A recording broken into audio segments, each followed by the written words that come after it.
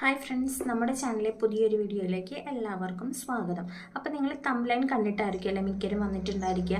അതുപോലെ തന്നെ നല്ലൊരു തംബ്ലൈൻ എങ്ങനെയാണ് നമുക്ക് വളരെ ഈസി ആയിട്ട് ക്രിയേറ്റ് ചെയ്യാൻ പറ്റുന്നത് എന്നുള്ള വീഡിയോ ആണ് ഇന്ന് കാണിക്കുന്നത്. ഈ വീഡിയോ യൂട്യൂബിലെ തുടക്കക്കാർക്ക് വേണ്ടി മാത്രമായിട്ടാണ് ഞാൻ പ്രസൻറ്റ് ചെയ്യുന്നത്. നല്ല രീതിക്ക് തംബ്ലൈൻ ഉണ്ടാക്കാൻ അറിയുന്നതും അല്ലെങ്കിൽ ഒരുപാട് ഫോളോവേഴ്സും സബ്സ്ക്രൈബേഴ്സും ഉള്ള യൂട്യൂബേഴ്സിന് വേണ്ടിയല്ല. അങ്ങനെയുള്ളവരാണെങ്കിൽ സ്കിപ്പ് ചെയ്ത് പോയിക്കോളൂ കേട്ടോ. അപ്പോൾ നമ്മൾ തുടക്കക്കാരല്ലെങ്കിൽ സാധാരണ ഒരു യൂട്യൂബർ എന്ന നിലയ്ക്ക് നിങ്ങൾക്ക് എങ്ങനെയാണ് ഒരു വീഡിയോ പോസ്റ്റ് ചെയ്യുന്ന സമയത്ത് അതിൽ തംബ്ലൈൻ ഇൻക്ലൂഡ് ചെയ്യേണ്ടതെന്നുള്ള ഒരു വീഡിയോ ആണ് കാണിക്കുന്നത്.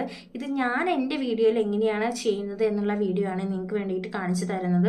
അപ്പം ഞാനിതിൽ എക്സ്പേർട്ട് ആണെന്ന് പറയുന്നില്ല, കാരണം എൻ്റെ വീഡിയോയ്ക്ക് ഞാനിപ്പോൾ ഓൾറെഡി യൂസ് ചെയ്തു വരുന്ന ഒരു മെത്തേഡാണ് നിങ്ങൾക്ക് പ്രസൻറ്റ് ചെയ്തു തരുന്നത്. ഒരു യൂട്യൂബർ എന്ന നിലയ്ക്ക് നമ്മൾ കൂടുതൽ വീഡിയോസ് കാണുന്ന സമയത്ത് എല്ലാവരും അവരുടെ വീഡിയോയ്ക്ക് എന്താണ് തംബ്ലൈൻ യൂസ് ചെയ്തിട്ടുണ്ടായിരിക്കും അല്ലേ. അപ്പോൾ ഇതിനെക്കുറിച്ച് നമുക്ക് കൂടുതൽ അറിവുമല്ല, അല്ലെങ്കിൽ നമുക്ക് പറഞ്ഞു തരാൻ ആരുമില്ല എന്നുള്ള സാഹചര്യം ഉള്ളവർക്ക് വേണ്ടിയിട്ടാണ് ഞാൻ ഈ വീഡിയോ പ്രധാനമായിട്ടും ചെയ്യുന്നത് കേട്ടോ. അപ്പം നമ്മുടെ ചാനൽ ആരെങ്കിലും സബ്സ്ക്രൈബ് ചെയ്യാതെ കാണുന്നുണ്ടെങ്കിൽ ഒന്ന് ചാനൽ സബ്സ്ക്രൈബ് ചെയ്തതിന് ശേഷം വീഡിയോ കാണാനായിട്ട് ശ്രമിക്കണേ. നിങ്ങൾക്ക് ഈ വീഡിയോ ഉപകാരപ്രദമാണ് അല്ലെങ്കിൽ ഇഷ്ടപ്പെട്ടു എന്നുണ്ടെങ്കിൽ ഒന്ന് ലൈക്ക് ചെയ്യാനും കമൻറ്റ് ചെയ്യാനും മറക്കരുത്. അപ്പോൾ നമുക്ക് വീഡിയോയിലോട്ട് പോകാം. അപ്പോൾ തംബ്ലൈൻ ക്രിയേറ്റ് ചെയ്യാൻ വേണ്ടിയിട്ട് നമ്മളിവിടെ ഉപയോഗിച്ചിട്ടുള്ള ആപ്പ് പിക്സാർട്ട് ആണ് കേട്ടോ. ആപ്പ് തുറക്കുമ്പോൾ തന്നെ ഇങ്ങനെ ഒരു ഇൻ്റർഫേസ് ആണ് വരിക. അതിൽ ആ ആഡ് സ്കിപ്പ് ചെയ്യുക, എന്നിട്ട് എഡിറ്റ് ഫോട്ടോ എന്നുള്ളതിൽ ക്ലിക്ക് ചെയ്യുക. ഇനി നമുക്ക് വേണ്ടത് ഒരു ക്രിയേറ്റീവ് ബാക്ക്ഗ്രൗണ്ട് വേണം എന്നുള്ളതാണ് മസ്റ്റ് ആയിട്ടുള്ള കാര്യം. അപ്പോൾ നമ്മളിവിടെ റീസെൻറ്റ് സിമ്പിൾ ഫ്രീ ബാക്ക്ഗ്രൗണ്ട്സ് ഇതിൽ ഏതെങ്കിലും ഒരെണ്ണം നിങ്ങൾക്ക് ഇഷ്ടപ്പെട്ട ഒരെണ്ണം വീഡിയോയ്ക്ക് മാച്ചിങ് ആയിട്ടുള്ളതും ക്രിയേറ്റീവ് ആയിട്ടുള്ളതും ഒരെണ്ണം ക്ലിക്ക് ചെയ്തെടുക്കുക.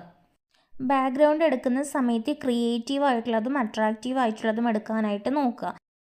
ഞാനിപ്പോൾ വീഡിയോയ്ക്ക് വേണ്ടിയിട്ടൊരു ബാക്ക്ഗ്രൗണ്ട് എടുത്തിട്ടുണ്ട്. ഇനി താഴെ ടൂൾസിൽ പോയിട്ട് ഇത് ക്രോപ്പ് ചെയ്തെടുക്കണം. നമ്മുടെ യൂട്യൂബിൽ പോസ്റ്റ് ചെയ്യുന്ന സമയത്ത് 60:9 എന്നുള്ള റേഷ്യോയിൽ വേണം നിങ്ങൾ ഈ ബാക്ക്ഗ്രൗണ്ട് സെറ്റ് ചെയ്ത് വെക്കാൻ. അപ്പോൾ യൂട്യൂബിൽ ക്രൈറ്റീരിയ പ്രകാരം നമ്മുടെ ബാക്ക്ഗ്രൗണ്ടിൽ ഫസ്റ്റ് സ്റ്റെപ്പ് കഴിഞ്ഞു. ഇനി ഇതിൽ ടെക്സ്റ്റ് എന്ന ഓപ്ഷൻ എടുത്ത് തംബ്ലൈൻ നിങ്ങൾ എന്താണ് കൊടുക്കാൻ ഉദ്ദേശിക്കുന്നത് അത് ഇതിൽ ടൈപ്പ് ചെയ്തിടുക.